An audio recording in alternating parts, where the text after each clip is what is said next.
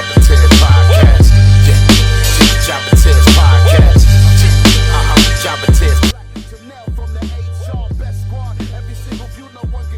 Can you hear it with your headphones off? Yeah. Oh, I always wonder because you be bobbing and I'll be like, can he hear it? Jobber Nation, good afternoon, good evening. Welcome to another episode of the Jabba Tears Podcast. As always, I'm Janelle from HR here with Sir Wilkins and Mr. Black. Before we do get started, I do want to send a special thank you to PB Smooth, who was on the lounge this past Tuesday. We got to get to know him, and also really, really cool thing. And when we get all the information put together, we're gonna post it.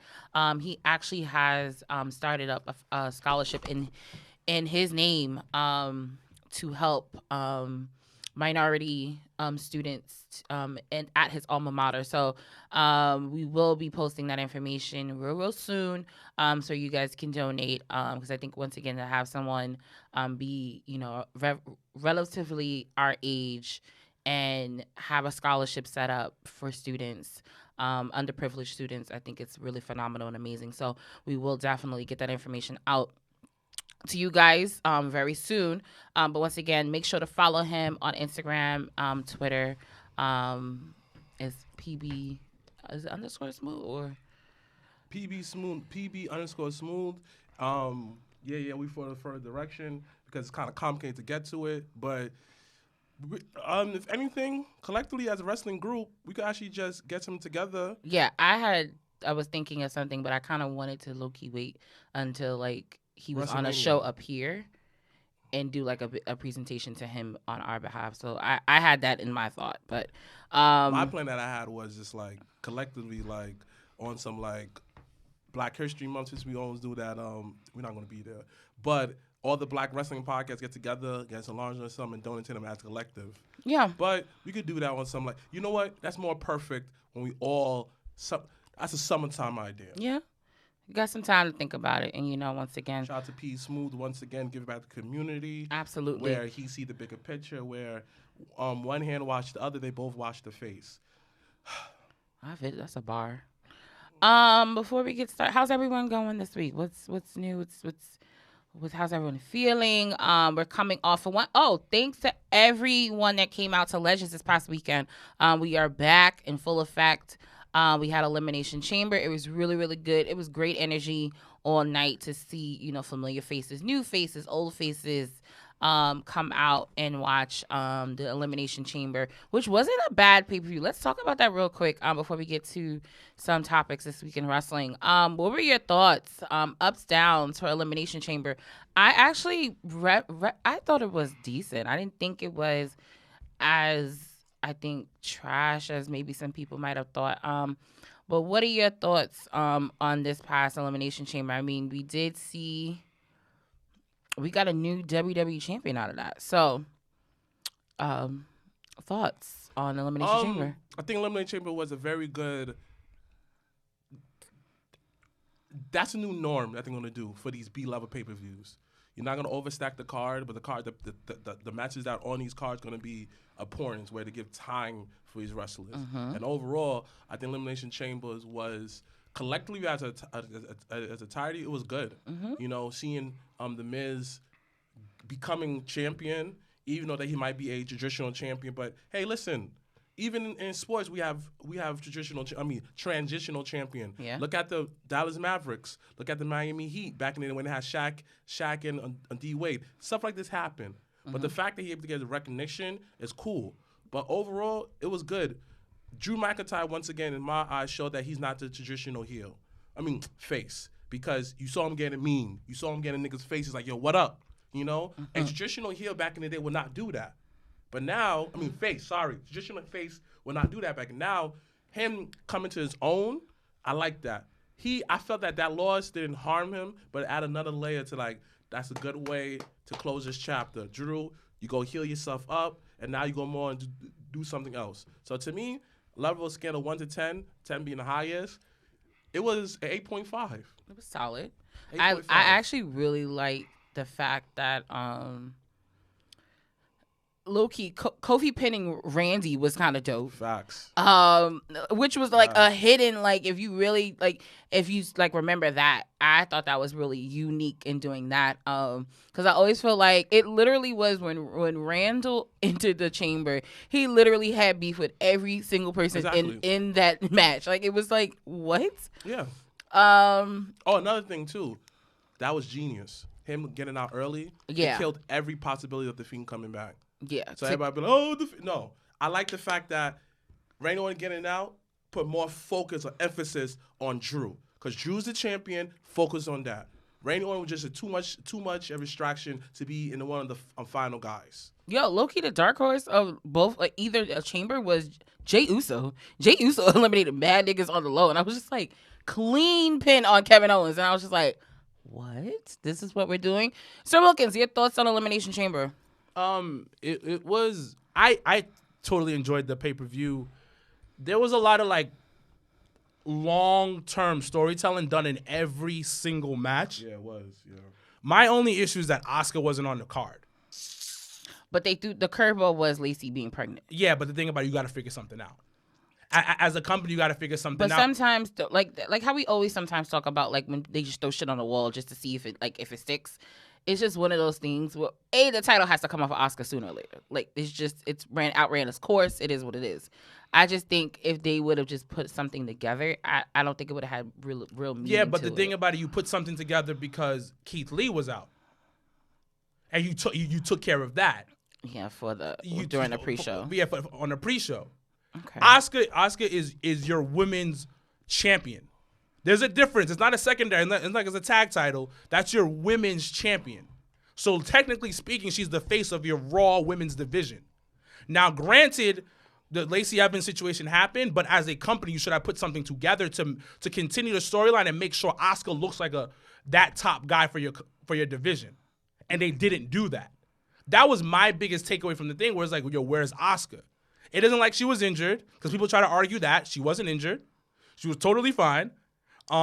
It was Lacey. Lacey was out. Mm-hmm. So how do you show that you respect Asuka as being the face of your women's division, one of your faces? And the thing about it, you can't argue that Asuka is one of the best well-rounded people on that roster. On the roster, not just the women's roster, on the roster. But I just feel like on Raw, she doesn't have any real like, literally when she walks around every week on Raw, like, who's ready for Asuka? I'm like, bitch, no one. You're right. So hold that. Since we're on topic of Asuka, shout out to Andre Martin Sr. I see you out there being a dad. He said, what do you think should have been the backup plan for Asuka? And someone asks, Mr. David D1 Davis, who should have faced Asuka? That's basically the same question. Same question. But there's some you could have figured something out. What's the backup plan? Rhea Ripley is one Rhea. Rhea Ripley is one of your superstars. Right. Rhea Ripley is the next coming. But they're building, because you saw the vignette on Monday. But imagine what you could have done with Elimination Chamber. I understand why you didn't have anything, but you have one of the stacked women's division in North America. Nobody is touching WWE's women's division. So if that's the case, listen, I said the best way that, this is one thing I hate motherfucking doing is fantasy booking, but you said something about Rhea Ripley, right? She should have did a page where she came in, window women championship, you build her up, and then Asuka comes back. Asuka would have put her over. Yes, it sucked that Asuka took another loss at WrestleMania, but Asuka is a wrestlers, where she understands the bigger picture. She's Japanese. Right. So Rhea could have won that, defended it, looking tough, had a tough entrance, and then she could have lost that at SummerSlam. Because once again, I see Asuka as a summertime champion. You know why I see Asuka as a summertime champion? Because Asuka's so marketable. Because when I think of SummerSlam, I think that it's for us, where you're going to see them all on different events everywhere. Like, I wouldn't mind seeing Asuka in Japanese commercials advertising something for, WWE Japan. I want 10%. But nevertheless, though, it works. So, yes, it should have been Rhea Ripley. That would have been my backup plan. Or, if not, if you're not going to have Asuka, you know what Asuka get, but have the presence, you should have a woman elimination chamber like you did last year. So that was actually what I was actually most surprised about is that they didn't do a females elimination chamber. There's a lot of issues. I thought that was granted because of spots and stuff like that. I I like get that. it, but I thought that was weird. But I mean, I think for them the focus was really their focus low key has been Bianca and Sasha. And I understand that, but you take away from the fact that you have 2 divisions. But that also go what I've been saying from day one. They take away focus from everything else when it does involve the 4 horsewomen. And I understand that, but we also understand that they have the best division in the taken away from the. I understand that, but what should have been done was do an open challenge. What should have been done? Somebody just said So that. I'm saying No. I'm agreeing with you. Wait. What I'm saying is an open challenge could have been done. Hey, you know what? Let's toss her into something. Or you know what? Let's do a tag team match. Let's do something because at the end of the day, you're taking away you're taking away from the title. Granted, there's rumors going around that Sasha's the face of the company because she is. Because of that mandolin thing, they are pushing her to the moon. But don't take away from what Asuka has done for the company and what she represents. The pandemic era. What I'm saying is that it's the mere fact is Asuka should have been on the show in some capacity. Even if you gave her a vignette in the back, a conversation in the back, you continue making her look like the champion. If I don't see you, I forget you. That is what wrestling's about. They should have made her the host. The host or something, Yeah. because at the end of the day, if I don't see you, I forget you. Yeah. That is the biggest thing in wrestling, because we always do that. For a point that we'll forget about a whole motherfucker. Oh, he still wrestles? And he'll come back in the match. And that was my biggest thing, because you take away from her TV time. TV time is important. But it's even more important when you're the champ. That bitch is on Raw at least a solid 30 minutes though. But the thing about that's your pay-per-view. But Yes. Asuka Raw has diminished on screen too. But the thing about it, that's your pay-per-view going into WrestleMania. This is WrestleMania season. You're literally setting up for your season finale. That's what it is. Fastlane is. No, No, everything from Rumble to Mania is always going to be the road to WrestleMania. It's the road to everything, WrestleMania. Everything Okay. always builds up. From when the person who wins the Rumble, everything always builds up. I don't know. I don't feel like it was like do or die. It's not do or die. I'm not saying it's So, do or I die. don't- The problem don't is that feel- your champion is not there. Granted, a champion doesn't have to be on every pay-per-view fighting. But if you're going to have a champion, they should be somewhat involved, because that's your face of your division. There's a reason why you put it on her. We take away from Asuka. Asuka is top 10 on PWI. Yeah. Asuka is literally goated in Japan. Asuka's goated at NXT. But the thing is this. Here comes the thing. And we all got to go back to business. Is she marketable to the people that they're trying to aim? Yes, Yeah. because I'll tell you why. Bright colors. She's comedic. She knows how to be comedic and be serious. Most people can't do that. Yeah. And she barely speaks English. Yeah. How do you the thing about it, how do you come off? That's why she's so talented, because she doesn't speak that much English, and yet she still comes off OD charismatic. Nakamura speaks Hey, more English than she does. Her and Nakamura is like the Japanese. I'm sorry to compare to AEW, but the Japanese wrestlers on AEW need to take a note out of Nakamura and Asuka's book. They don't speak a lick of English, but they are dripping in charisma. Like, it's OD ridiculous. So let me ask you a question. All right, cool. We all know the main target of WWE, and I definitely understand why, is kids. Do you think WWE see her as marketable towards kids? Yes, Yes. because the bright The colors, mask the mask, the and bright colors. Because it's the same like with Naomi. Like when Naomi fought, and I always use her as the greatest example, because if a bitch fights for a whole gimmick for 3 years and it pops the way it has popped since then, you got to give her credit for that. And then it's to the glow. It's all the glow, the neon colors, the bright colors. So like, do I think Asuka's marketable? Absolutely. Do I think they're not using her in the right way? Absolutely. Do I think it was a hit? Like, was it necessary for her to be on a pay-per-view? I don't think But so. question, if let me ask you a question. Do they sell Asuka masks? Yeah. Yeah. Somebody look that up, please, on the live feed. Do they sell Asuka masks? Because They definitely do our live shows. I've definitely have seen that at Barclays. Live show don't exist right now. That's Which is Like, which she is not bad is either.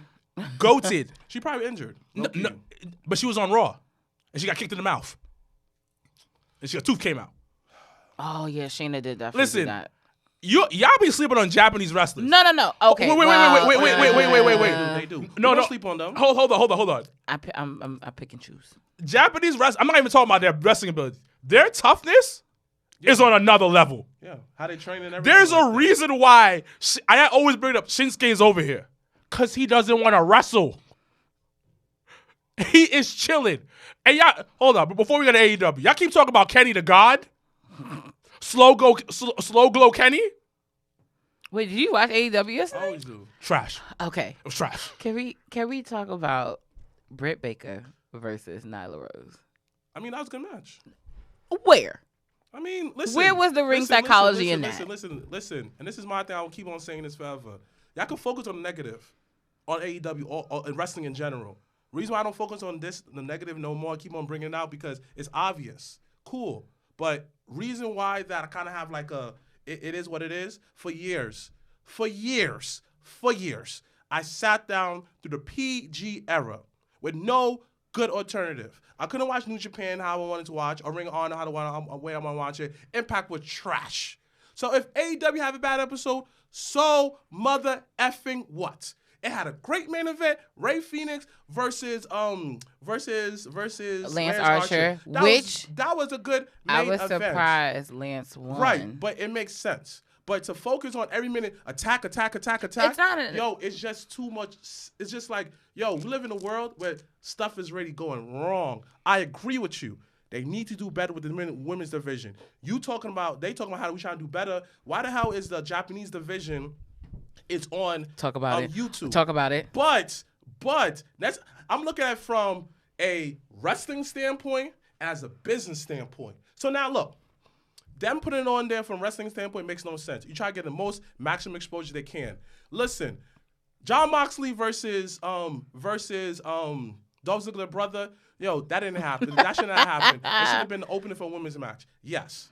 But at the same exact time, let me see from a business standpoint. They try to establish a working relationship with Bleacher Report and YouTube to where that, we're launching a third show on your platform. So we got to make it people must see to get consistent of watching on YouTube. So the business-wise, it makes sense. Wrestling, no. But the one thing I'm learning about wrestling is, if people from back in the day used to crap on ECW, but ECW was the catalyst, it was amazing. The catalyst and the driving force to usher in the Attitude Era. People crap on the Attitude Era. People crap on Rey Mysterio and stuff like that. But because of the Rays, because of the cruiserweights in WCW, now we birthed out the Ray Phoenix. We birthed out Ricochet. We birthed out the Seth Rollins. So when people always said that AEW is this, I'm like, shut up. It's just a different way to present the product. So I agree with you. That was a bad match. But everybody is tailed to have bad matches. I'm not negating. I'm not negating. Wait, time out. He realized it was trash. Time out. He realized it. Time out. We're not doing this. No, we're not going over this. I know. I was gonna let him. I'm let him go. I'm gonna let him rock out. No, I'm not letting him live. Cause you started the conversation. It was good. He played it back in his head. No, and then he went on a tangent for a solid 5 minutes. I'm not focusing on the negative, blah, blah, blah. And then, you know what? It was a bad match. You are full of shit. No, it was though. No, what he did was, and that's why I wasn't going to call him out. Like, don't do that. What he did is that he said it, but then you thought about the match itself, and you was just like, because, so me and this one was watching it, because he came over yesterday. And we literally watched them. First of all, I was just so confused. I already said, outside of Swole, because I'm biased, because that's Big Sis, Britt Baker needs to be the face of that women's division. Point blank, period. Until you start here and you build up other people, Britt Baker has it. She has the mic skills. She has the in-ring ability. She has the technical ability. So I'm lost on all three of those and how that match even started when, first of all, they had her go outside the ring, and I didn't understand what the temper tantrum was about, but she does that. So I was like, okay, cool. But then her and Nyla, I just was like, what is going, like, who's calling the spots? What's going on? Like, what? There was just such a disconnect, I think, between the both of them. And it's not a shade to neither one because I think both are very talented. It didn't click in the ring. And it showed. And right, it does happen. But my thing is, like, I mean, we have a platform where we should be able to have those type of conversations. So it's not always, in a sense, focusing on the negative. It's just like, at my point, it's just like with AEW, because once again, everybody going to say, I'm a hater, and that's going to be that. But there's going to be pluses and there's going to be minuses. And that's wrestling in general. Because correct. And that's fine. I've been to like a Battle Club event, and those certain matches people say, that was great. I'm looking like, how? Did we watch the same match? Or anywhere. Just look, for example, the Lakers got smacked by the Utah Jazz last night. Reason why I bring up that comparison because people just have off days. Well, the Lakers have four straight losses. But it happened. No, you're right. You're right. But you gotta look at it like this. Because hold on, I'm sorry to interrupt you. Because my confusion comes from the whole structure of the fucking tournament. Because it's like, if you want, like, it's like, I get you want to showcase the Japanese wrestlers, and I understand that. And I understand you wanting to build the relationship with New Japan and all that stuff. I understand that on the business side. But as a fan, and I kept saying, AEW needs to invest in the superstars and the wrestlers that came up with the company. Yeah. Because to me, like we already said, Nyla should have been the first champion, point blank period. Y'all dropped the ball on that. Y'all want to talk about diversity, you want to talk about women, you want to talk about all this shit. You didn't make Nyla the champion, you dropped the ball on that. I let that go. But then now you got talented ass Thunder Rosa. You got Britt Baker. You got Nyla Rose. I don't understand why Swole wasn't in the tournament. There's just so many things. It's just like, because I feel like they have one side, and then the other side they so focus on building a relationship where they forget about the people that's come up with them, and that's my concern. Like, just as a fan and someone that just looks at it just for how it is, it's like, I want to tune in and look at the people that has been in the company over a year and a half, 2 years. I'm all about seeing like new, if Dark is gonna be the place where you have up and coming and that's gonna be the focus, let that be the focus. That's fine. But on Dynamite, just like one of the boys said, the JD Drake and Eddie Kingston match should have been on Dynamite. Well, yeah, absolutely. So you guys not seeing the bigger picture. Neither one of y'all. There's a couple of things here. Number one, you mentioned it.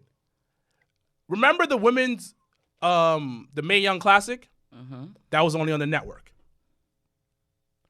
The YouTube for AEW is their network. You said that. Now, the reason why you're right is because it's some of the stuff should be on TV and you should invest in their superstars. But I'm going to tell you this right now but most people understand. AEW does not give a fuck about anybody else except for their fan base. That is AEW, which is fine. You connect to your core people, you make them happy, you feed them, they get fat, and that is it. They do not give a fuck about anybody else outside their core fan base. That's how you do it. But there's going to come to a point where you need to grow. You are always right. You always mention that they're in their first year, second year. That is great. But when that fifth year comes around and you're still doing 700,000 views a week, nigga, we got an issue. But then again, though, we don't know how the night's going to be in 5 years. I get that. But you are not showing growth. Because what they're doing is only feeding their fans. That is it. And I'm going to tell y'all right now, if Scorpio Sky don't win that fucking ladder match, I'll be upset. But it does says that put that on the table. When like you are creating everything, you got to have a basic fan base. You do have a basic fan base. But you take care of your fan base, the people that come in all the time, and then try to reach out to other people. I mean, they are with the whole Shaq match, and they are when they are like, listen. But why haven't their numbers grown? Because you bring in Sting. You bring in Shaq. And Shaq is out here hoeing. He's fucking with WWE and he's fucking with AEW. Another hoe ass nigga. We're gonna talk about him later. I mean, but he always been a hoe ass nigga. But he's not really a hoe ass nigga because I'm not mad at hoe ass nigga. No. Hoe ass nigga. The check is real. The blank check was crazy. I'm pretty sure he sent him a blank check. We'll talk about that later. But you got to understand, like, AEW don't give a fuck. They don't give a fuck about anybody else. And the thing about they have taken care of the people that came up with them. Because Moxley's still champion, a.k.a. Chris Bosh, a.k.a. Aquaman. You're not champion no more? And he's in the main event scene. He's in the main event scene consistently. They love because what other guys they have? Well, that's the thing. Can be main event. But the thing about it, most of their guys that they have in their mid card and their lower card cannot wrestle for TV. That is 80% of their roster cannot wrestle for TV. That is the problem. And you know what? I ain't mad at these niggas. AEW don't give a fuck. You know what? I got my Tony Khan literally's like this. I'm a billionaire. No, hold on. I'm not a billionaire. My daddy's a billionaire. And you know what? My daddy is paying these checks. But that's how old Vince was when he first started getting into wrestling, though. But the thing is, but hold on. Vince, it was a whole different time. It was a whole different time where it was territories, and he was still working with other territories. Now, Tony is just like, I don't give a fuck. I'm going to write these checks. I'm going to do what's in my head. That's how you're supposed to do it. But no. And on top of that, it's just like, listen,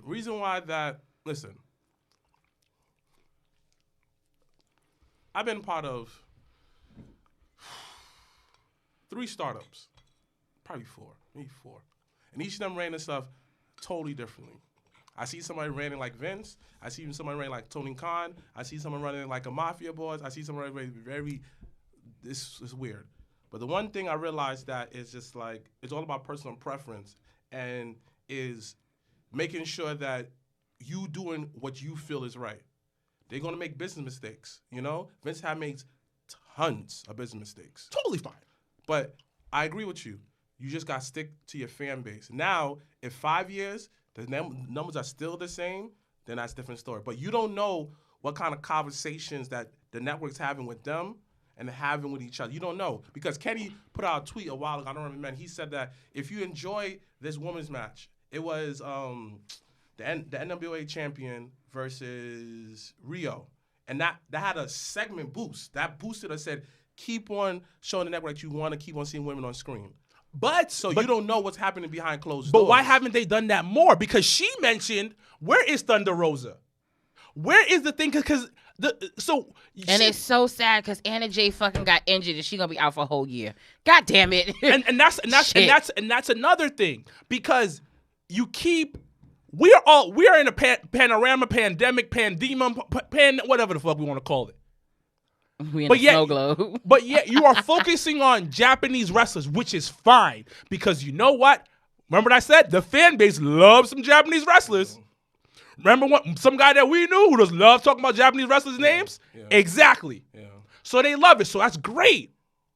But you haven't boosted up the ones that's here. That's literally. But the thing about it, in front of your face. Because the thing about it, she just said somebody got injured. Why would you put some borderline green chick into the match who nobody likes online because she tried to copy off of Bianca Belair? So you do that instead of putting Swole. But you don't know what's going on with Swole. No. Because Swole was like, I should be in that match because she tweeted that. See, I don't know. So that you could have put in Swole.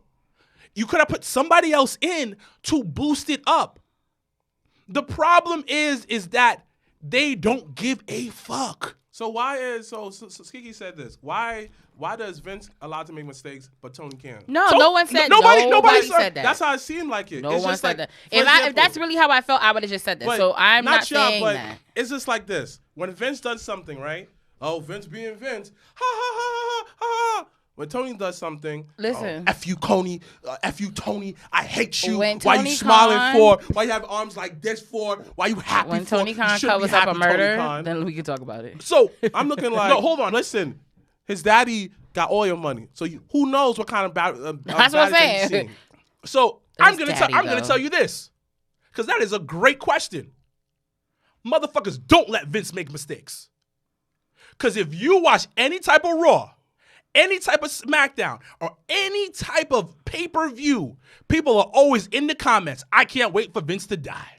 Which This is the most top 5 fucked up things I ever heard. I ain't gonna be no good when and that you can't happens. deny that because every time you listen, you see those comments because you talk about it all the time. Because every time there's a mistake made or somebody drops the ball, I can't wait to Vince to be out of here to give Triple H.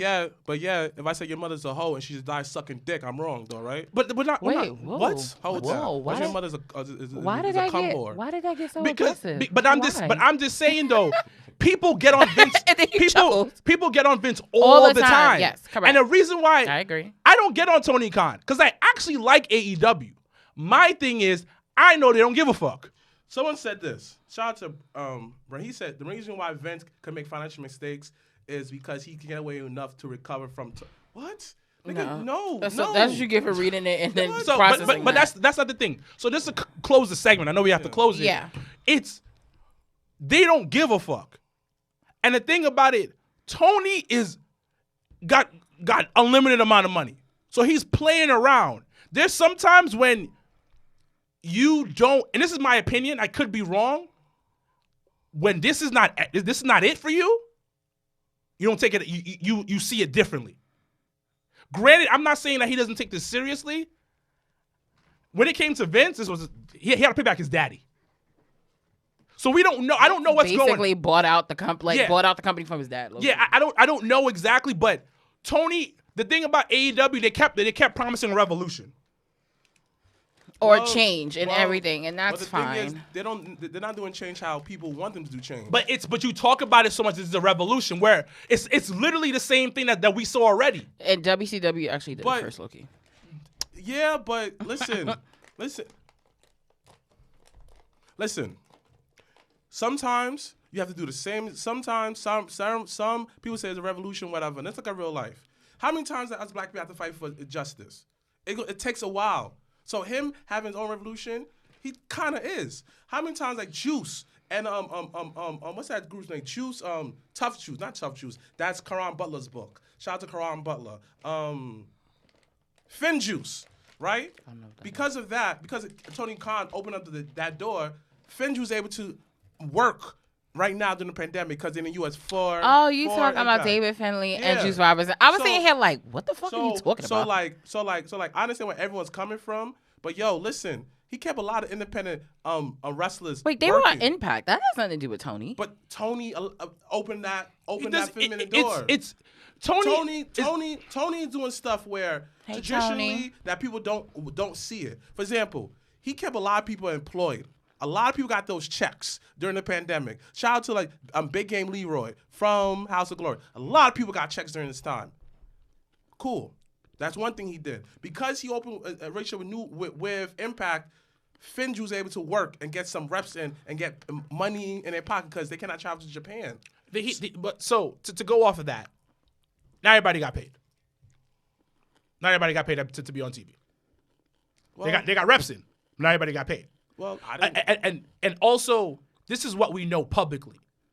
Because, remember, they are a private company. So there's a lot of stuff that we don't know. Mm-hmm. We don't, like, for instance, there's rumors going around that Kobe was running wild in AEW. Back in October. Running wild. And a lot of things we don't know. And to be honest, niggas that's not on salary wasn't getting paid like that. Yeah. And at the end of the day, both companies make mistakes. Companies in general. Both companies make mistakes up and down. Why WWE is at a point where they can take the backlash because they're so big. I agree with you. They're $1 billion company, so they can take backlash. And they're publicly traded. They're publicly traded. And also, you also got to understand, all their mistakes are put out there. Where, I ain't going to lie to you, y'all keep sleeping on Tony Khan's Mafia style. Homeboy has locked down the wrestling journalism community. Most of them can't talk anything bad about AEW. I don't want nobody to tell me that Tony is a nice guy. Because if you run a business, you got to be an asshole. You got to be a little sneaky. So when you lock down every single person... How do you know for sure?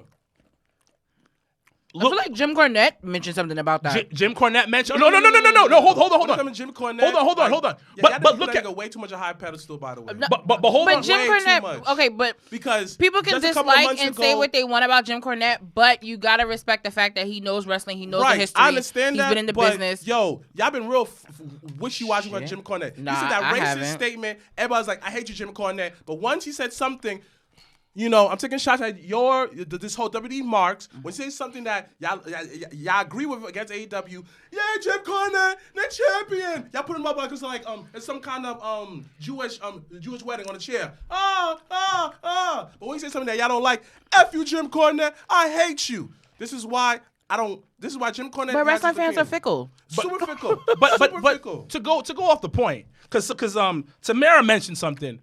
Yes, WWE pays people. They paid ESPN.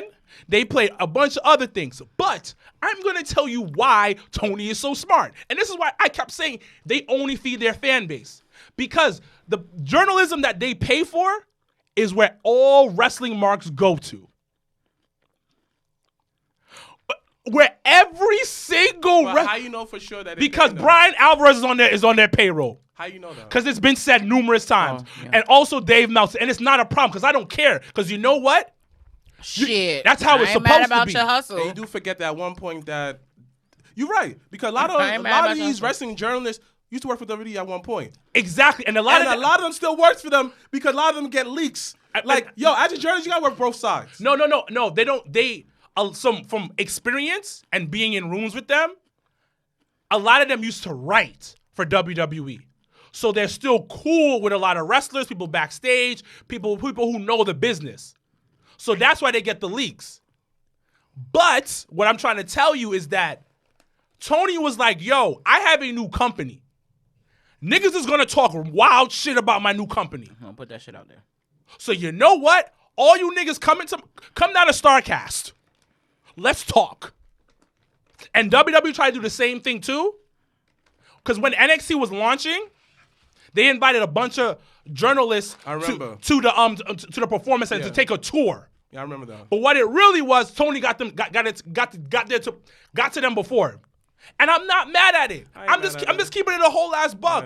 Tony got a long ass fucking checkbook. Pause. How's that pause? Because it's long. Long. Ass. Yeah. What? Pause. What? But I guess we can keep going along this AEW roller coaster ride that we're on. Someone said, shout out to Kiki. You know why I like her energy? Jim Cornette said Bianca was too ghetto. I know that's what you wanted to say. Yeah. Like. But there's no one's denying. But I agree with you. No one's denying that Jim Cornette, the shit he says is very outdated. No one Super. is denying that. So why do people However, hold his though, word to gold? But I don't think it's so much a hold the word to go. Because honestly speaking, I actually truly enjoyed the podcast. Like, if I want to hear like his feedback on matches and things like that, I genuinely enjoy it because it once again is just a different point of view. Jim Cornette, regardless of how you may see him outside and inside of the ring, whatever the case might be, he's a fucking gem to the wrestling business, and that's just what it is. It's not even. It's not even like when he got the axe from fucking NWA over fried chicken. I was just like, yeah, the comment wasn't sensitive, but I'm pretty confident someone else has probably said something way worse. But you know, it's Jim Cornette. He can take the L. It is what it is. But my thing is that yes, he says things that are insensitive. Yeah, who doesn't? Yes, he says things that are outdated. Who doesn't?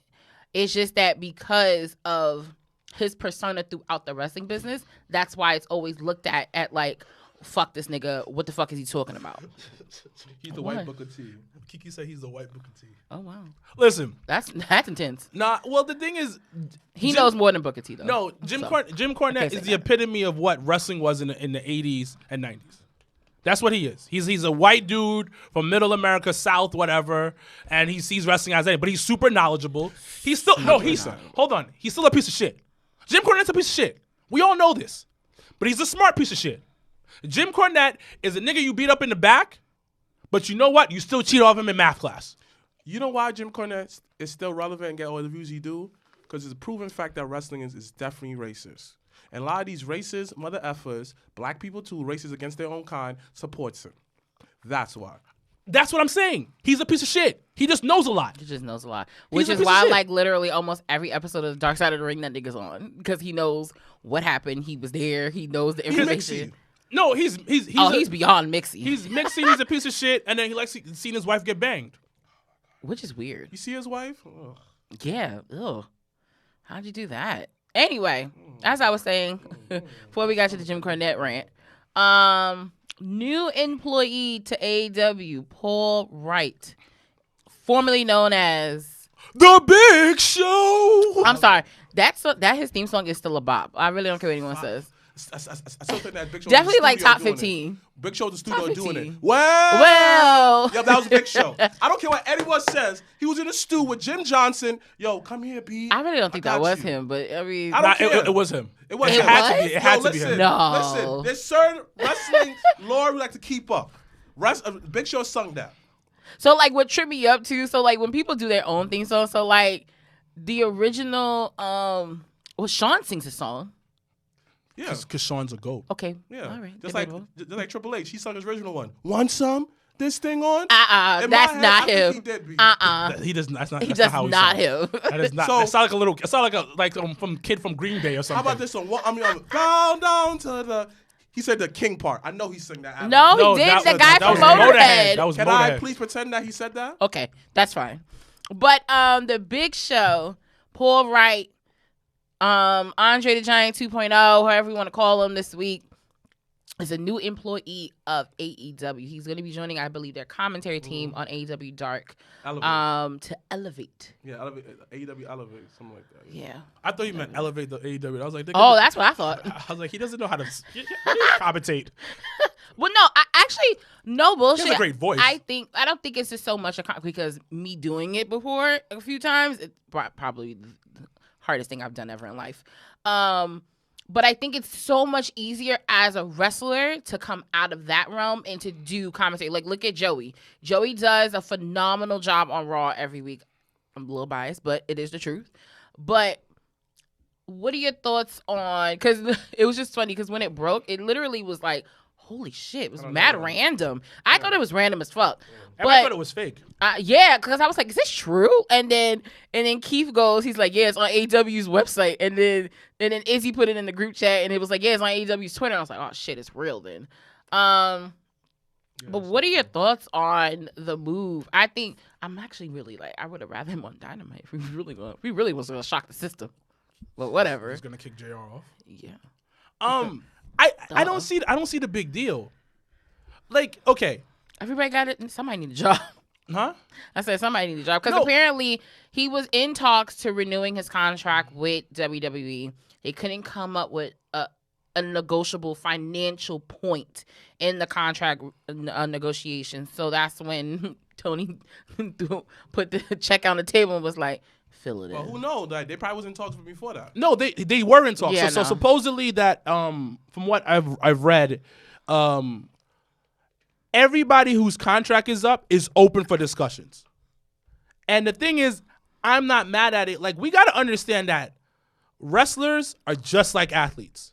When it's time to renegotiate, I got to hear my offers. Oh, y'all ain't hear about, I mean, even though Russ probably is half serious, y'all ain't hear about Russell Wilson talking about getting traded today? Yeah, so that's Like, you know what it was. Not saying he was requesting to be traded, but he was just like, listen, if there was any point, because he felt like offensively they didn't protect him this season, and he is right. He got sacked I'm tired of way too running. many fucking times. This ain't slavery. I'm tired of running for the shit. master. So yeah, It so hurts. he said, because I read it right before we recorded, he was like, if I was to hear any type of contract, I would listen to Dallas, Chicago, New Orleans, and LA and the Raiders. Look, they all got And good I O-lines. said, all of them have good lines, except for the Raiders.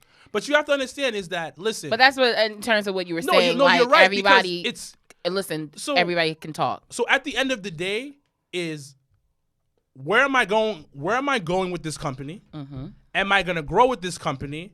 And how do I feel about this company? And that's just, that's as a human being, as a So, job. and then the thing is, also, I have a family. Now, me personally,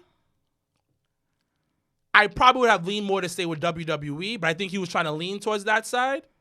And we've heard about how people want to stay, but then the next person throws a check at you. Yeah. That's what really happens. Paul Whitey, Mr. Big Show. AJ did it.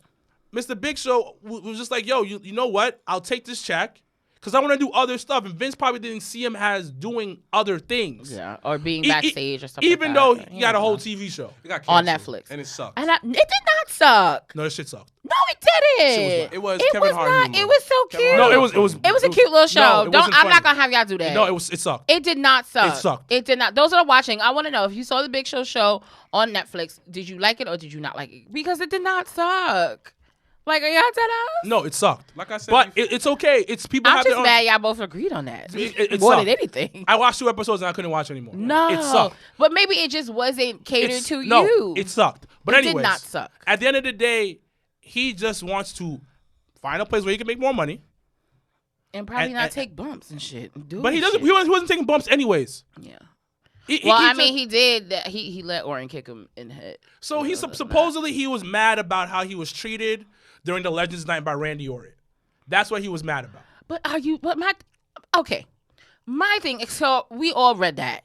My thing is, niggas act like Randall is like not like that. Like you act like you haven't been in the company for over 15 Yes. years with this nigga. So you was Yes. acting like he was gonna give you Yes, different energy. But you have to understand, What? it was probably the last straw that brought the Counts back. He It looking could like, have been. Y'all been coming forever. I did everything I could. But I It's just love when like- people be like, "Yo, I was so me and Rand like something with Randy," and I'm just like, But "Did the you thing is, not do you want to think deal with that the this dickhead nigga at your was-" job all the time? There's But a guess point- what? There's always gonna There's always gonna be a dickhead. Yeah, but at the your thing job. about it, you're at a point where you're So- a legend. You're a borderline Hall of Famer. At this point, I don't want to deal with this dickhead all the time. I'm going to say this. And you embarrass me on TV. I'm going to say in his this. eyes. I'm going to say this. Big Show going AEW is equivalent to Tom Brady going to the Buccaneers. To people who's You're giving Big Show too much credit. That's collusion. No, can I finish? Go ahead. When everybody said that, oh, the Buccaneers, it's like haters, it's like the Buccaneers not gonna go nowhere, blah blah blah blah. Tom Brady's not gonna win the Super Bowl, and look what happened. Reason why I compare it to that because it's just athletes have choices to wherever they go. Like Correct. people who go, like someone said this online, Big Show going to AEW is career suicide, going in. I'm looking at that like, yo, stop being WWE mark and understand that wrestling is bigger. Wrestling is full of the people. If someone want to change the scenery, let him.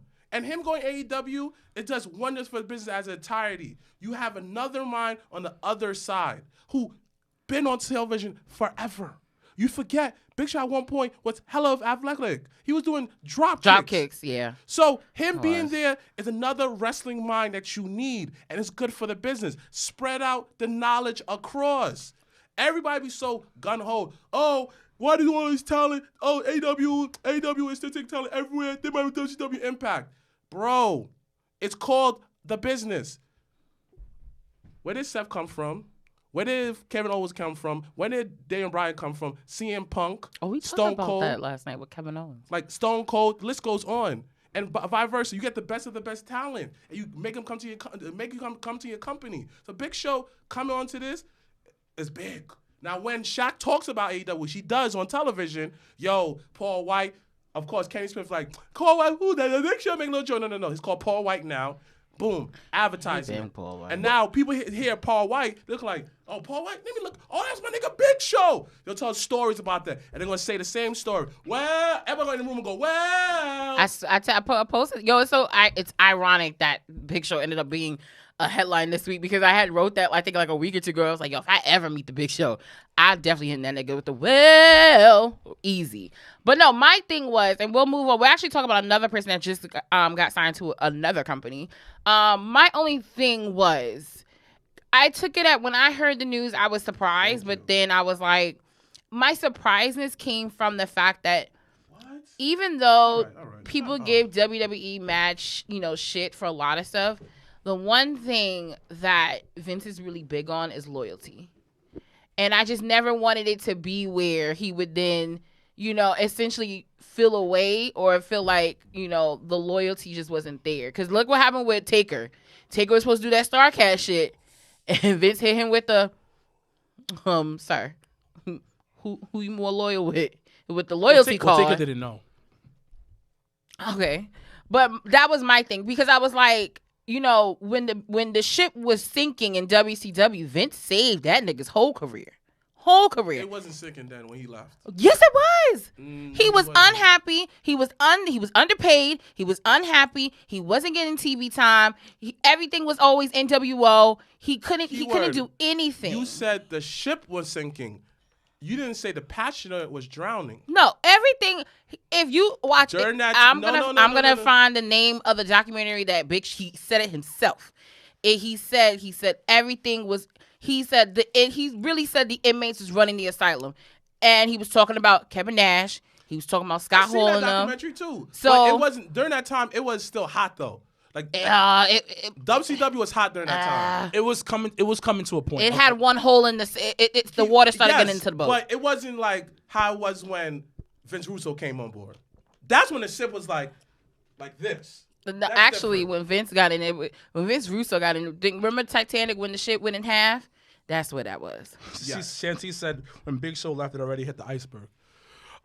Yes. So that's why. But you have that was a good one. You have to understand is that Shanties. at the end of the day, it's how you feel. Yeah, it's how about you how as feel a person. It's how you feel in a situation. And listen, I'm getting more money over here. Yeah. Thank you. Obviously, what happened was I ain't is mad that he about it. asked for more money. Yeah, and was they just looked at him like, "Nigga, no, what?" sit down. We're not giving you No, that. I mean everybody makes moves for. Listen, I tell people all the time. AJ Styles did that shit. New Japan wanted to keep him, and he was just like, I'm about to get this. I'm about to get a lot more money in WWE, and this was actually the place that was my end game. Most of them to my so family. fuck it. Come on. But most of them don't. So there's a weird dynamic from what I've heard. A lot of wrestlers go there. I'm gonna collect this quick check from AEW. I don't know how long this place is gonna last, but if you're gonna give me about $1 million to $2 million, and I was only gonna get like 500,000 over here, I'm going to take it. And only work once and they a don't week? take it. They don't take it What? seriously. They don't take it super seriously, and like that's why you see with JR. Smells good. Side note. That's why you see with JR and the Can way I that he see that? commentates. Oh, him comment. As much respect I have for JR, he just gotta go. But speaking about another new signee, someone that just signed a new contract, EC3 just signed to ROH.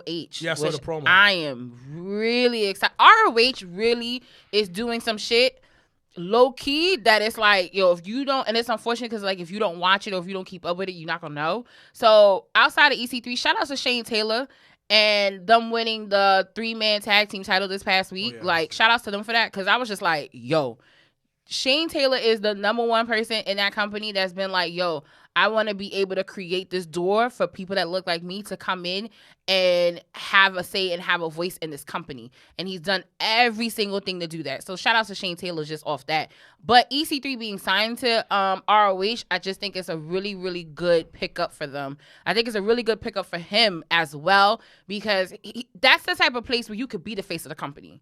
And you don't got to do much. EC3 This is was the really best good. wrestler that's not signed to WWE. Mm-hmm. All around. Mm-hmm. And that's WWE for. really, Thank you. really That's WWE's for 100%. Oh, no. EC3, EC3. WWE dropped the ball on that. No, nigga. they For dropped real, the for Man, real. twice. They dropped Really? because I don't know why he didn't connect over there. I Because he's think it literally was a that- Vince guy. But I He think did it was connect it. barely though.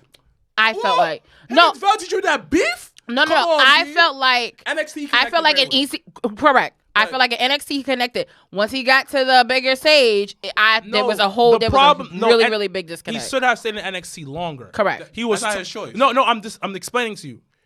He should have been a superstar in NXT.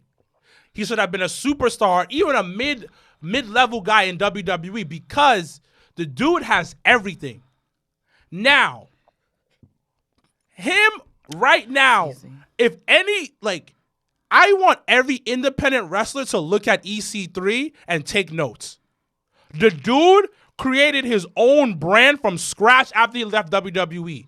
That narrative thing that he got going on is fucking top tier. It is like- motivational as fuck. It's top tier. He has shirts, he has books, he has fucking everything. Like, if any independent wrestler is listening to this podcast right now or watching this, look at EC3 stuff and take fucking notes. He has literally created his own brand in the independent scene, and it's fucking huge. Like, nobody can take anything away from EC3 because it's his own stuff. Not. EC3 getting signed to ROH is absolutely fucking huge. Amazing. And the one thing you mentioned, Shane Taylor, what Homeboy is doing It's, for black wrestlers, let me. because somebody else couldn't do it. And you know who we talking about? Oh, God, let me. Because that motherfucker could not put anybody over. And that frustrates the fuck out of me because that individual was in the utmost position to put everybody on. Well, the thing is, Every single person on. And you decided, and what you did was you decided, and you know what? I can't be completely mad. We coughed so that we didn't say it, but okay, wait. Who can do a really good Ric Flair impersonation? What? Listen. Hold on. No, listen. No, we're not mentioning names because we're not gonna pull down a fellow black man. But at the end of the day, but it's just you just have to recognize it, and you have to be able to listen. It's one thing if you're gonna look out for yourself. Jonathan Gresham too. Cool. He's doing his thing. Oh, the octopus. That nigga. no, Woo. he's amazing. And but homeboy that didn't put everybody over is the bitch. But what? Okay. Hear me out. What if it was like somewhat like an Obama thing, where he got there and he tried to change it, but he realized that, dang, I really can't change nothing. So I won't even say, I won't even use it because I'm gonna throw something else at you. When you're the face of the company, that means, and then you hold the title for as long as he did. The longest. As long as he did. And you main evented fucking Madison Square Garden. So don't tell me you can't do nothing. You don't want to do nothing. You don't. And the thing about it, you know the struggle. Yep. That's the thing. Remember we talked about the Bow Wow situation? You talk about having a voice? It's the same exact thing. Because you have a voice in the company because you are borderline the face of the company. You are it. And they are looking. at you. They look at you to bring in talent. They look at you for pointers in terms of production and producing matches and shit like that. And that's the type of shit I didn't care for. But once again, shout out to Shane Taylor and Shane Taylor Productions for doing the fucking right thing. I see what you did there. I see what you did there. I see what you did there, sis. Yo, listen. That was a good one. That was solid. Yo, listen. We didn't want to do that. I was trying to find a word to put that into, and I couldn't. And I was like, damn. Listen. You have been deducted in one of the top 5 people I like right now. That was a bar. That was a bar. Straight Straight bar. No, but the thing is, it goes. I see what you did there. But the thing is what Shane. So to go back to give the finish giving Shane Taylor his flowers. Correct. Because that's the other thing too is that this whole entire pandemic, this nigga has been plotting seeds. Literally. And the thing was he put niggas on notice. He told niggas, he said, yo, this is what I'm about to do. Yep. If you not with it, oh fucking well, I'm still gonna do what I need to do for my people and for me to have the platform and to have the voice. And he did that shit the entire pandemic era. And then now them being the new 3-man tag team champions, fuck all that bullshit. Cause that shit with Lethal. But what if Nah. What if like It was not okay. What if like how that young man we particularly talking about is he's one of the dudes where he came from an old school generation where you put your head down, you just work. No. I'm not defending that. No. No, I'm not defending that. No. I'm because that question. No, he's just throwing it on the table. And I'm gonna answer that question. Because if you're from the old generation, you know how fucked up it is for people that look like us. Yep. Because I say this all the time. Yeah. It is already hard in the business. And it's even 3 times as hard for black people in the business. Because you mentioned it before, the business is fucking racist. Yeah. And the problem is that if I look like you and I understand how racist the business is, I'm going to help you, especially if you got talent. But so Wilkins. What you have to understand, so Wilkins, though, it's like, what if, like, you know, I try to put people on, but they just don't listen to me because they call me a cracker, you know, like a white lover. But, hold on. So I'll answer that. If you're helping out other people, they can't say nothing to you because you're helping them out. You're going to get burned a couple times because that's happened when you help out people. But if you are shitting on people that look like you to get up to the top, and helping other people that don't look like you who have it easier than you, you are fucked up. But so Wilkins, man, growing up, I was You's a whole ass bitch. Stop complaining and get some therapy. That's what I'm gonna say to that. Because at the end of the day, whatever happened in your past, what affected you, shouldn't be affecting you today. You need some therapy. Stop being a bitch. And on top of that, you already the minority on a social on society. You're the minority in the company. So the fact that you couldn't even assist, and every time somebody would come to you and you would low key put them down, it didn't make sense. So once again, shout out to Shane Taylor and Shane Taylor Productions. We here at the Job and Tears podcast support you and we appreciate you because I don't think people don't talk about Shane Taylor as much as they really should. He's part of the big boy cling. Yep, thickums, thick at But the bottom. listen, Yes, at the end of the day, we have way too much Jay Lethal within our grasp. If you watch The Black Messiah, you understand those type of people. Did you watch it? Of course. Finally. Oh, shit. Okay, we may have to talk about this later. But after it's just like the record, whole... because that shit was uncomfortable. It was. He is the Black Messiah. Woo! No, he's the Judas. Judas. He's the Judas. But so you're saying that you think Jonathan having him in his group. Why? Is that a way for him to repair his image? And Jonathan see that, you have done messed up things in the past. I'm going to take you in to repair your image and teach you. So I think in his mind, and once again, these are all assumptions and our opinions. I think in his mind, it was the flip. I think he thought, like, you know what? Everybody says I don't put someone on. I'm going to take Jonathan under me, and we're going to be the tag champions, and I'm going to show people that's been saying that I haven't been putting people on. I'm going to put somebody on. I think it's the complete opposite. And it showed. Because then after that, and after they dropped the titles, then you had Jonathan Gresham win the Pure, is it Pure?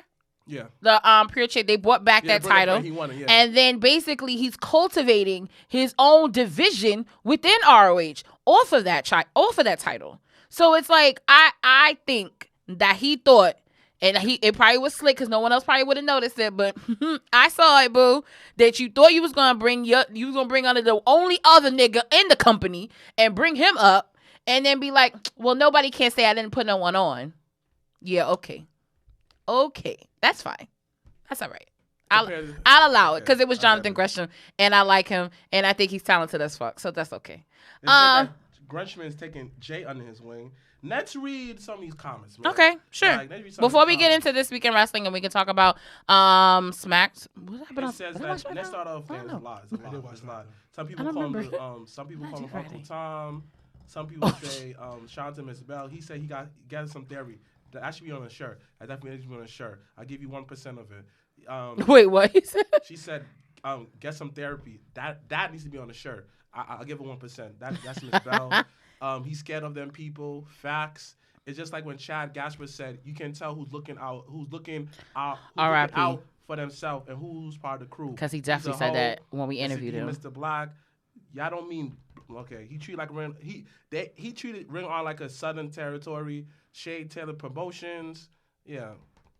He treated. Someone said Ariel said that. Facts. Gresham is saving that man from his coonery. But yeah, that's bars. That is a bar. It's the truth. Oh, shout out to Nasty Leroy. Nasty Leroy is listening. Shout out to him upon the Job to yourself. We love you. We appreciate you. Job to yourself. I haven't figured it out yet. Even though I don't like Cheeseburger, Cheeseburger put more people on Ring of Honor, which he's had. Shout out to Cheeseburger. And then Cheeseburger. Then my nigga Cheeseburger reinvented himself and said, you know what? I'm gonna take off the cheeseburger kind of gimmick because you know what? People wasn't really taking me serious. I done fucking wrestled at Tokyo Dome and still no one was taking me serious. So my nigga came out and was like, nah, now I'm world class CB. I said, oh shit. Cheeseburger out here reinventing himself, but still himself. I said, I fucks with it. So I forgot that Cheeseburger was there. You're right. Jay Lethal could put on mad black people. Because Cedric was there. And I didn't hear Cedric until we came with WWE. No offense to that man, because that's one of my favorite wrestlers out there. You know, he's in the top 10 right now. But, shout out to him. I met him. So we're just going to say his name? Huh? We been said that. He been said it. But you're right. I was still saying here like. You're right, because there was mad black people that went through there that I felt that I didn't hear nothing of them, but yet he was working with all the white people. He's a hoe. And no offense, like I'm not saying that. Oh. Like it's sad though because It is sad. It's a he could've problem. Ring of Honor could have been Wakanda. It could have been. Shout out to Impact. It could have been. Shout out to Impact. It's okay. So Yo, so side note though, I didn't really realize until shout out to Black Wrestling Alliance. I didn't really realize how black NXT was until he posted that picture. I was like, this mad niggas in NXT.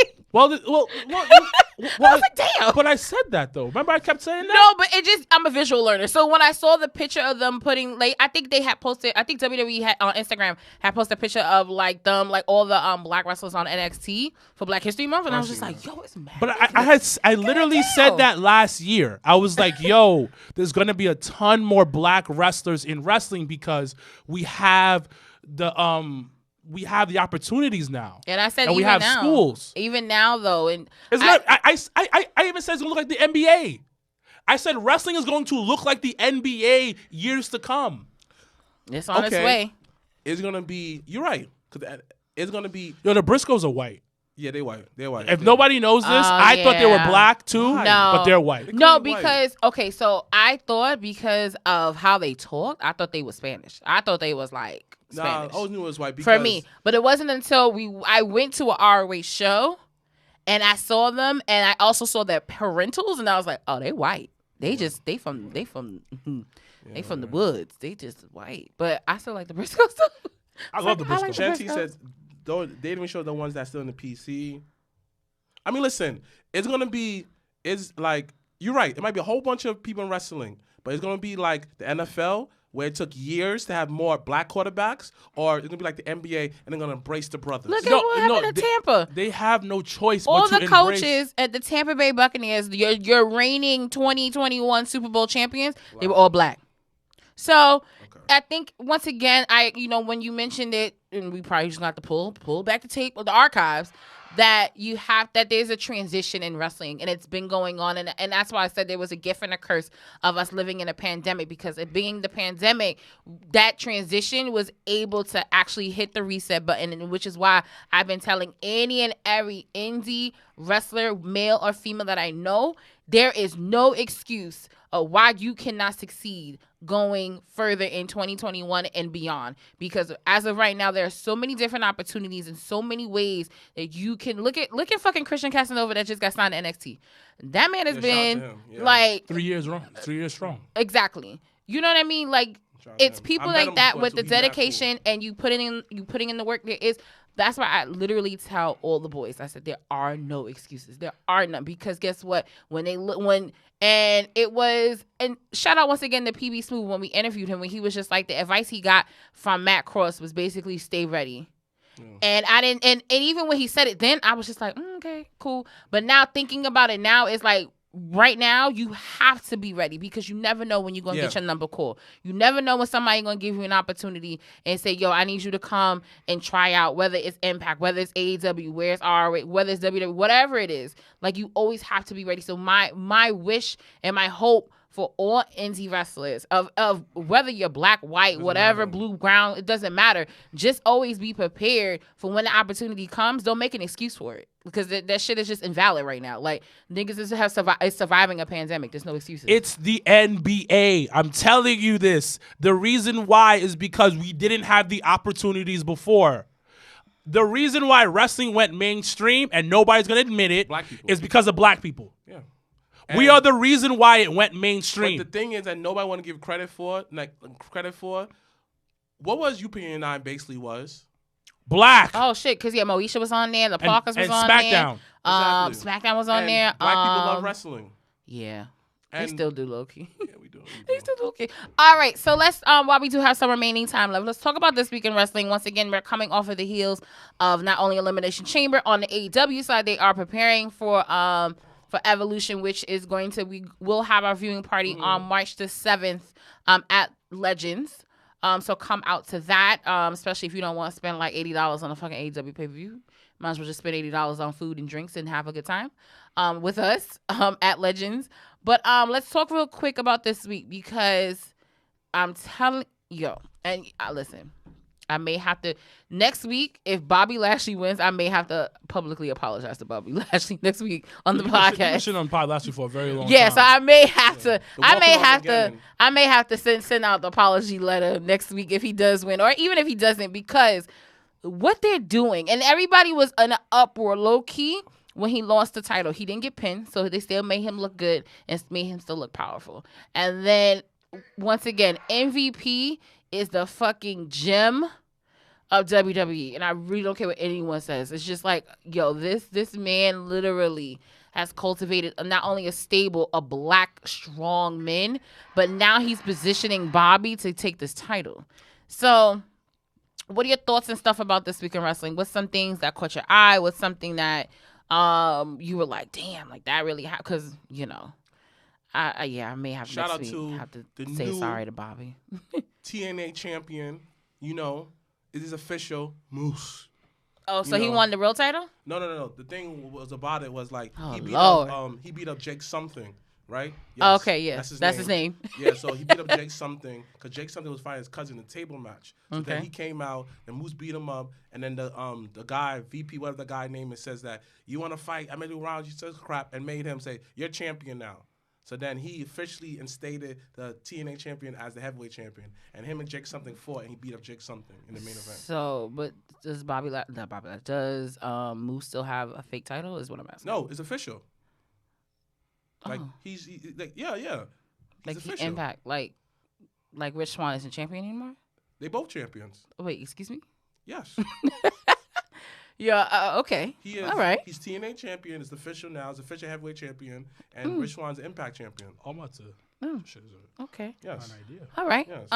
Yes. That's why. Because you know, I'm still, you know, Yes. I still think he So shout out fake to champion. Moose. So You know, Moose. That's what's again. Black excellence. Once again. yo, showing- Impact too. Impact is showcasing. Of course. I'm Us in a big Impact. way. Shout out to that I forgot this name. But yeah, overall wrestling was good. Impact was great. It was a great show. Raw was solid. Shout out to the Hurt Business picking up W's, especially in that tag team match. That tag team match was honestly, I thought the best thing on fucking on Raw, outside of Bobby Lashley's promo, which honestly speaking was probably the best promo he had in his entire career. Shout out to that. You out here threatening niggas. It was like you even, got an hour. I was like, oh shit. even, Bobby like, said he got an Even hour. last week on SmackDown was good too. You know, just, Well, I don't remember what happened on SmackDown it was because that was the go home show. it was solid. You So know, I solid. don't remember per se. You know, but one person stood out to me the most is main event Jay. Once again, showing that you can still shine in a losing effort. Because he definitely was the glue guy in that match. Like he definitely put it on. He was for the fucking everybody. dark horse in that fucking elimination chamber. It was Yo, ridiculous he put it to on the for the point where niggas. I really thought he was gonna win. Me too.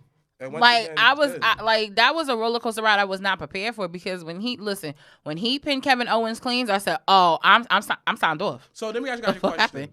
Mark Henry said something a couple weeks ago. He said the Hurt Business is better than the Nation Domination. Can't compare the two. Yeah, it's hard.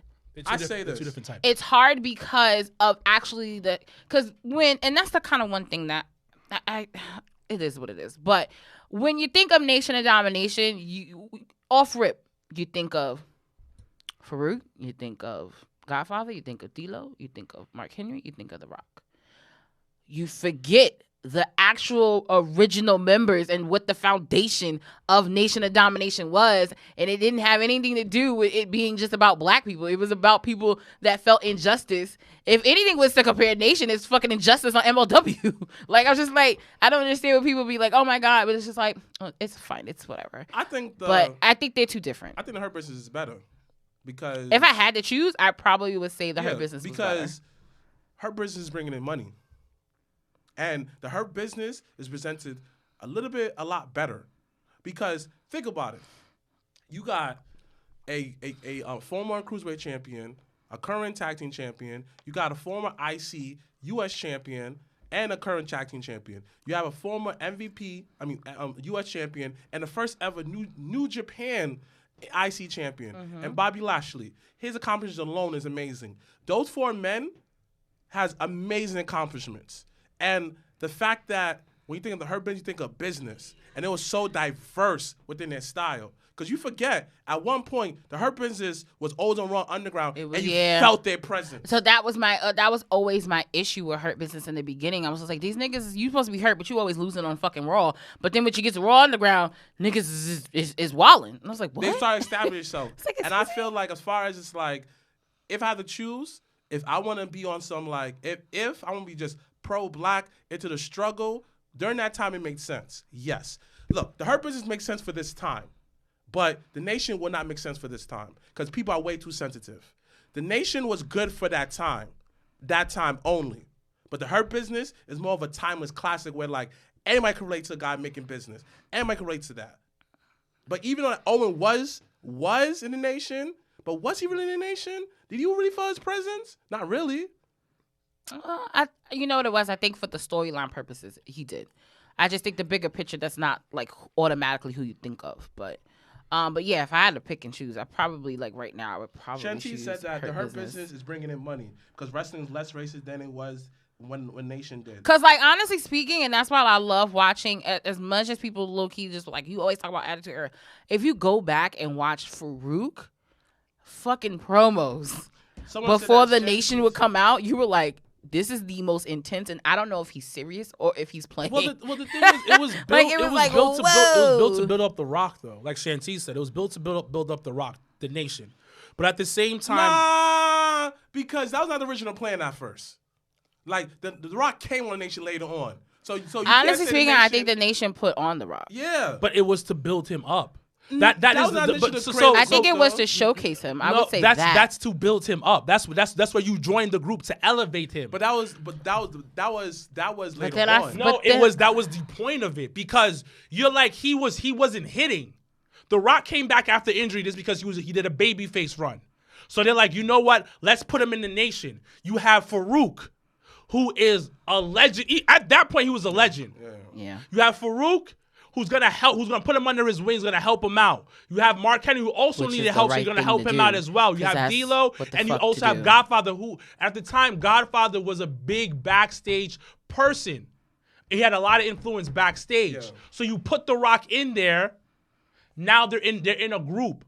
That's what a lot of times the groups are for, is to take somebody, put them around somebody so they can get better with everything, and to get them heat, to get them people and that's how I felt about Roderick Strong in Undisputed Era, because I felt like by himself it wasn't hitting for me. I was just like, oh, Roddy, not taking away from the talented side, but I was just like, everything else, I don't see it. The moment he jumped Undisputed Era, I was like, that clicked, that made sense. But that's the point of you joining. That's why The Rock was there, which is why Edge joined with Gangrel. Look, I'm not saying that. No, I get what you're saying, but that was the reason why. And the reason why, just to finish what I'm saying, is that the Nation hit for the time.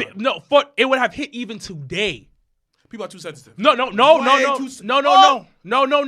The Nation who mostly watch wrestling, they don't look like us. No, what I'm saying, but the thing about it, the Nation literally was a borderline face group that turned into a heel group. They just wanted equal opportunities. So it works today because it's timeless.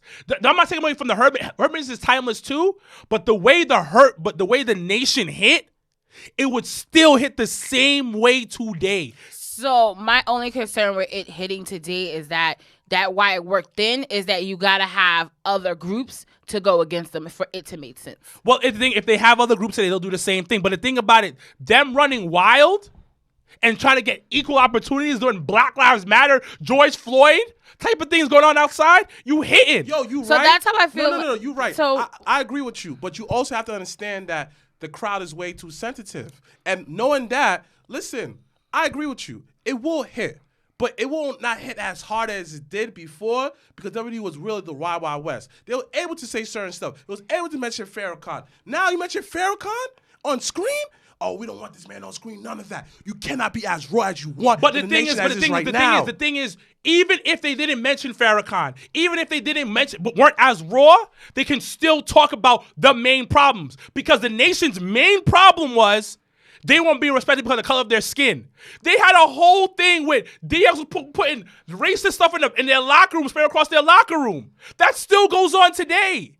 Everything that the nation talked about still goes on today and that's why it hit for so many people. Because it connected. And it will hit again today. I'm not taking anything away from the Hurt Business. Oh, no. But the Nation of Domination, you have 4 black men who are like, fuck this system. Black people today still say, fuck this system. And that's why it's going to hit. So my question would be, if you could create a 2021 version of Nation of Domination, doesn't matter what brand they're on, who would you put together? Oh, man. The first dude I put on together, like, to basically get on, like, from any wrestling federation. You know what? Yeah. Let's go for it. Oh, I put the Pope. Because you need a man of the people. You need a man to sell you the medicine and the candy. You need somebody to get the crowd jumping and upping. I put MVP there too. But he would be the more like the businessman on the side of it. The guy that, the Pope is the streets and like how that I'm in the offices. You need both dynamic within the group. Now, I want like a straight gritty dude in the group. Straight grit. The guy would do all of my dirty work. I put Powerhouse Hobbs because he's young. Shout out to Will He's Hobbs. powerful, and you need a dude where you can stop your head like, go get him. The Batista of the group, the muscle, picking up dudes. But yet, you pair him up with a Bobby Lashley. Yeah, he's world champion, though, but he's taking him on the winner. I got you, though. And I put Leo Rush. That's what you're supposed to do. Leo Rush, because I feel like Leo Rush will connect on a scale of, like, the millenniums. Shout out to Leo Rush for your new bundle of joy. He could be in many different things. He was on a challenge. You need a guy who think a little bit differently than everybody, but still is effective in the streets. Then, of course, I put Jason Jordan. Because that man could go. You need, like, an athlete like that. Like, a real, like, you a little bit different than us. You're not the traditional hood nigga. But, nah, get you under the wing, though, Nice, because, man. you saw a different side of wrestling. And, of course, I put, to be real honest with Nigga, you, you got though, 8 niggas in the nation? I put Bianca Belair. And I also will put Jazz. A mixture of young and old. Because there's too much time within our black community that we disregard our elderlies. So this group will be embracing the past and the future. So that will be my nation. Yo, what I feel like you was laughing at something. No. Dang, look at some of what people said. People said Yeah, let's hear. Gretch, Pope, Lashley, Hobbs, CD. I don't know what that is. You said CB? Yeah. Who said that? Brian and Loops. Okay. Some people said Biggie, Daba, Amish, Street Profits. Some people said Bobby, Pope, CD. I don't know who that is. I think MVP, they seen Cheeseburger. and Bianca. I don't know who that is. Who would you put in your 12-man nation? So for me, I personally would put Rich Swann in there. Okay. I'd have Rich Swann. I'm putting the Street Profits in because you need your tag team. Okay. Then I'm also going to have... Oh, Cedric. Okay. I'm also going to have... Oh, okay. I need a top talker. Okay. And the best talker that looks like us is... Honestly speaking, it would be MVP. Yeah. Because you need that vocal leader.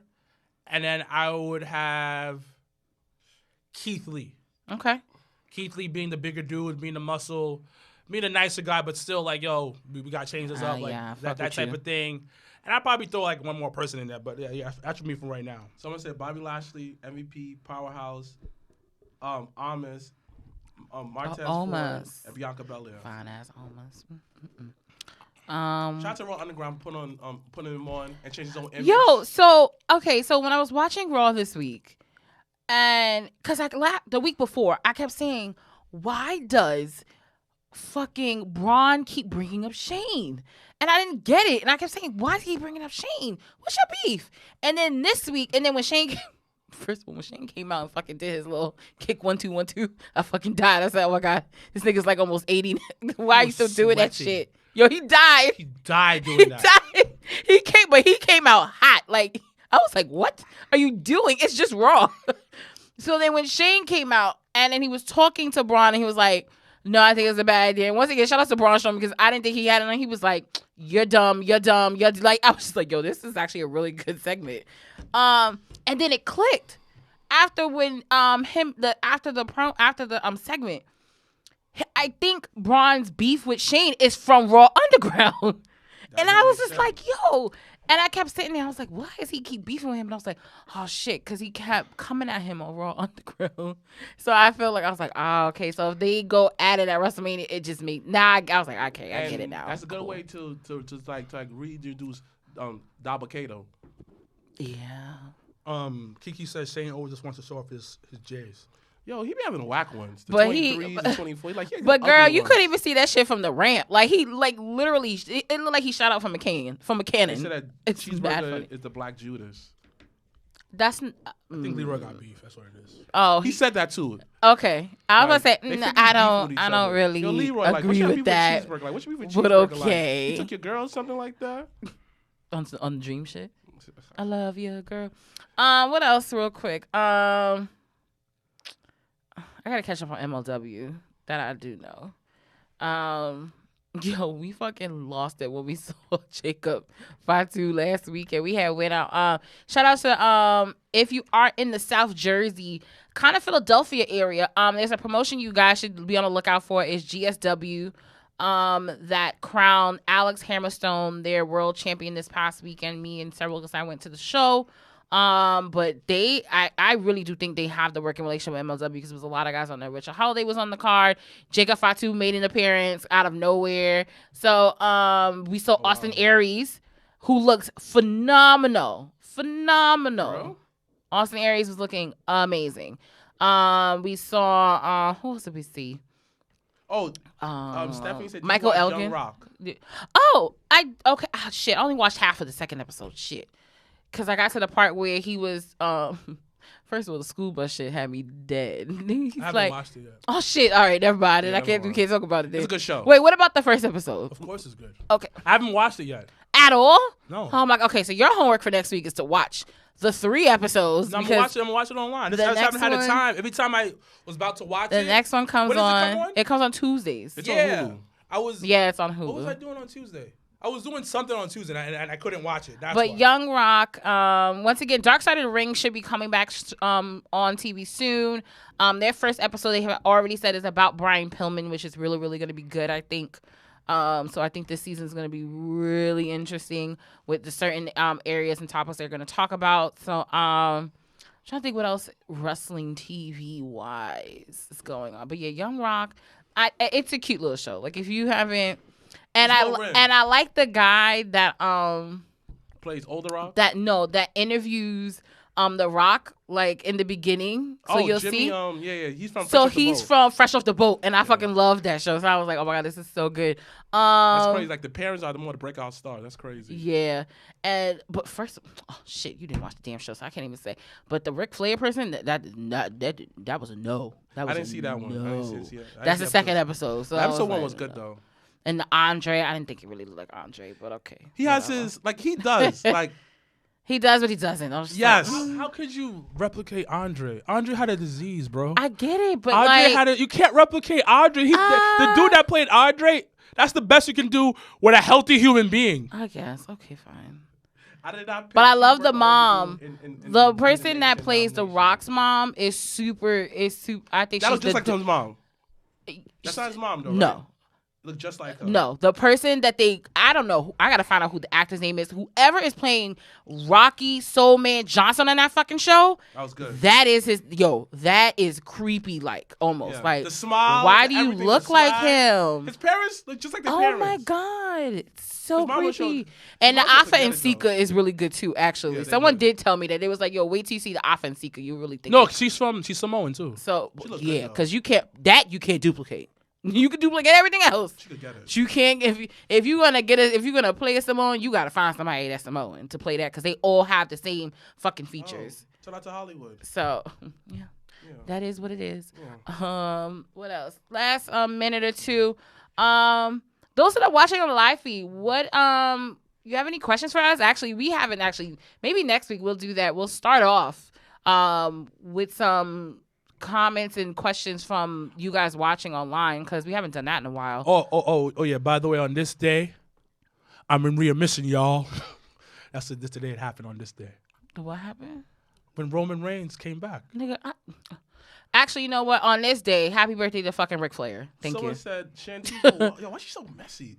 Did they talk about how The Rock dad was forget it? Not yet, no. But They're not going to talk about it. Leave him alone. No, Yo, dude. Shantice, Yo, why y'all leave The embrace Rock No dad bullshit alone. though, because I was just as surprised when he actually did pass. Unfortunately, that Rock Thank had you. siblings. I didn't even know that. I was like, What? the fuck? So, He does? yes, he yes, does. he has a brother and a sister. I think. Yeah, And from the dad. I'm related to No, them. you're So not. basically his brother's name Boulder and his sister's name Pebbles. On that note, guys, thank you saw so that much coming, for. Thank you guys so Everyone much for said that. tuning He said, in. not today, Shantice. Not today. Like, it's just not today because this Yo, is... Shantice, real quick, I'm gonna message you, but I'm gonna need you and Stan on an episode of Game Night with Mike and Nelly because y'all niggas is wild. And I had to talk to Mikey about that. I was like, yo, He said I that- gotta get these niggas on. his daddy was whole ass married. Yo, leave Yo, it alone. listen. Shantice, Yo, listen. stop. Yo, listen, a lot sis. of y'all parents had Listen. secret families. Listen, sis. So we're not Jimmy gonna say Snuka that. did the same shit. I guess it's a Yo, thing of that. Yeah, it's just like yo, Jimmy everybody- Jimmy Snuka Everybody did from the that same era had a fucking secret shit. family. exactly. Some of y'all 90% of daddies people have had a them. secret family. Yes. You said Yeah. what? Huh? You said Naya?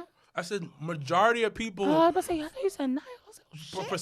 percent of our parents had secret families. Secret No. families and everything like that. Yo, a lot of our Yes. dads was No. secret family had secret families. No. Yes, So that don't you get know around. of. Yeah, No. you know of. That you know of. You know, My dang. nigga, no. Our whole daddy had a whole girlfriend. Nah. And when he died, the girlfriend came to the house and took us to Costco's. Well, at least that was nice, though. Yes. Why Mikey told me. Yo, shout out to That- Stephanie Hardy. Shout out to Stephanie Hardy. If you're interested That's my to see the girl. trio of Stephanie Hardy, have all three of us on the show, please check out It's Stephanie such a Hardy. pleasure. Yes, it was really great. Had all three of us different interviews. Please. Now I feel like I Stephanie owe Hardy, you a trip. AKA Mama Dershi. Please check out her show. But shout outs to Roman. I'm in remission, y'all. Oh, my God. The tribal chief came back today. Oh, my God. So we're not gonna talk about that. Listen, No, because he's a rating draw. Happy birthday, Roman's a Ric rating draw. Flair. And we cried that day. We shed a tear. Who cried? We shed a tear when Yo, Roman came back. Ric Flair had 20 cried? families. Facts. Yes. Yo, facts. and yo, oh, we Get didn't on get the to white talk man. about that. Get on the white man Fucking shit, Charlotte. Yo, I didn't know. I was like, is this real or fake? At this point, it was, Oh, it was a great promo. low key. Yeah. It was great, but It it was was one of the best super promos. uncomfortable. I was like, oh, because yeah, Daddy Rick was out here not, yeah. Yo, who cares? Yeah. That Who should cares? actually be like a documentary, like Ric wrestling Flair's families? families. No, wrestling families and Oh, it said that Dreamer had a black wife on the side. It's the wrestling you business. said Tommy Dreamer. They're all hoes. Yeah. No, yeah, that's It's the that's wrestling factual. business. They're all hoes. Yo, I'm on these streets, Hoes. and I'm Wrestlers- going to different cities. wrestlers are for I'm the getting street. different They chicks. truck drivers. Listen. Wrestlers are for I'm the not streets. even gonna lie. The Rock's dad pulled the Triple H. So nobody want to talk about that? Nobody want to talk about that? He knew that the Samoans were the family for wrestling. You know what? I'ma marry into that. And I'm be put on every And single guess week. what? Honestly, reason why I give The Rock dad a real pass because it's like if The Rock can forgive the stuff that his dad did, why? Who are I'm we? Yeah, who are true. we? But it took him a long. And Of he says course. that it took him a Of long course, time. but it takes a while though. But to overall, really. though, And like, I felt yo, bad because They did share a ring when though his- back in the day though. Yeah, Yeah. but I felt bad because when his dad had passed, he had spoke about like, them, finally getting in a place of peace, and like he said, he had bought his dad a house and some shit. Like, Shanti said, "I'm going off because they made it seem like the Rocky Johnson was a bad man." They did on the show. They show you that. Why? no, I think. Wait, Shanties, are you talking about like in real life or on the show? Because on the show they don't make him seem. Exactly. They just make it seem like he's living the wrestler Yeah, life. and he's flawed. Because They they show were. it. Oh fuck. Oh, we can't. Okay, Well, we're listen, not gonna talk there about was this. a part where like No, okay. because he didn't watch it, so I can't even do it. Shanties to you, because I know what part you're talking It said about, that- but But it said that when his mom was home wrecking, so his mother like I'm confused. all right, girl, Are you being messy now. Yeah, I ain't yeah, with the yeah, shit. yeah, because that's just how I'm she is. typically. Yeah. Why are you laughing? Listen, why, I'm why you typically. guys, why you getting mad? This is how I'm not Shantice mad, is. Yo, but she I'm didn't watch typically. the show. How you have an opinion? Wow. All right. I'm conversation's typically done. for This the is how Shantice Yeah, messiness. she's just messy. Don't watch the But, show, but have a girl. comment on the show you didn't even watch. Yo, it's not that serious. This is how It's hilarious Shantice though. is. No, it's This funny. is how Shantice is. Messy as fuck. Well, It be like that. I understand, sis. Yo, I still love her. Yeah. yeah, we all love her. You know? But to end it off, Shout out to the network. Shout- And please, if you like us, like our like very odd humor, please check out Talk of Champions. They have Stan and Shantice, lovely people. Shout out to my son, top 5 white boy in the world, Stan the Tom. man. Shout out to Stan's Tom. alright. Shout out to Tom. Yeah, no. He had his whole like Lupe Fiasco kids with him. And He did. He brought yeah, out no, his an independent students. wrestler. Like I forgot her name. She was there too. I forgot her name. Like she's Karen like, Bam Bam. yo, she's Yeah. a beast. Yeah, She's yeah. a beast. So thank you, Tom, for coming out and supporting this past weekend. And shout out to Alright. you for recording She your said that 2 how that- episodes. I'm not talking about the show. I'm talking about the history. Nobody talking about the history. No, because that's what I figured she was talking about. Because and essentially they kind of do make Rocky Johnson look like he was the ultimate worst dad in the world. They do. Because he was. Yes. He was a horrible dad. You supposed to lie about But the thing that? about it, he No. didn't have a dad Yeah, either. first of all, y'all not gonna. Exactly. First And of it all, makes y'all not. perfect First of all, television. y'all not gonna come at me about the Canadian black man. I'm not doing this with y'all. No. No, listen. The Rock became The Rock because his dad was bad. And that's why The Rock is The Rock, the greatest wrestler of all time. Oh boy. How you think that all these athletes became great athletes? Because they had no daddies. Exactly. LeBron had no dad. We had no dad. Why you think that me and my brother are so really great speakers and angry all the time? On that note, guys, Jordan had a I'm dad, gonna- Yeah. But his dad. Shout out to Jordan's dad. Yo, all right, Shantice. Like, we ain't doing this. And guess what? I'm not doing that with y'all. So, tune in next week where I may possibly be apologizing to Bobby Lashley, depending on how Raw goes this coming up Monday. But once again, thank you to PB Smooth that came out, did JTP Lounge with us this past week. Please be on the lookout for our AEW viewing party on March the 7th And those at links will be in the Legends. description below and in the whatever things in the box below YouTube. On Like, that's YouTube. smarter, man. So yeah, we'll be at Legends March 7th, and then 2 weeks after that, we'll be there for the last stop before WrestleMania for WWE Fastlane. We'll The be first viewing. journey in Peacock streaming. There you go. A pause. And then for any last but not least, the update on the 25 wing challenge. So Wilkins definitely did defeat Chisel Adonis in about 8 minutes. 25 wings in about almost And 8 everybody minutes. thinks that's easy for some reason. And it's not. That Everybody shit, really thinks like, this is mad easy. let me tell you, Mikey went to Hooters yesterday. He's like, yo. And I said, you should have recorded yourself. He said, yo, I went to go get 10 wings to just see how many of 10 wings I can eat in the time that I could. And he said he ate 10 wings in like 3.5 minutes. Yeah, it's possible. Because like at that 3 minute mark, I would be exhausted. And what did he say? He said he was... No, he was like, nah, next time I got a time. Like, that nigga's low-key practicing, but he's a fucking garbage disposal, too. Like you. No, so I don't because understand. everybody's coming out the crown of the tribal wing chief. Anywho, the next 2 viewing parties we will have, I think we are setting up a bracket so where the person can challenge Sherry Wilkins at our WrestleMania viewing party. So stay tuned for those details and things like that. But once again, shout out to Chisel Adonis for coming out this past weekend too and doing the challenge because he was defeated. I was just like, damn. But once again, But you understand the wings at Legends aren't small. no, they're huge. And I ate them. Like people- he all ate right, go them. ahead. I wish I'd have took. I'm so mad I didn't take a picture because there was nothing on the bone. Like it just was disgusting. It's like at how that you point, was. it's like all right. But once again, stay tuned for any other updates. Once again, please make sure to subscribe on our YouTube page. Make sure to follow us on Instagram, Twitter, and on Facebook, the Jabba Tears Podcast Network. Make sure to tune in to new episodes of the Mrblacc Show, new episodes of 2.5 Bros, new episodes of Your Sports. New episode of Sasson Talk will be hitting soon. New episode of Game Night with Mike and Nelly. Shout outs to Live Johnson and his girl Jess for joining us this past episode. We wanted to showcase Black love, so once again, shout outs to them.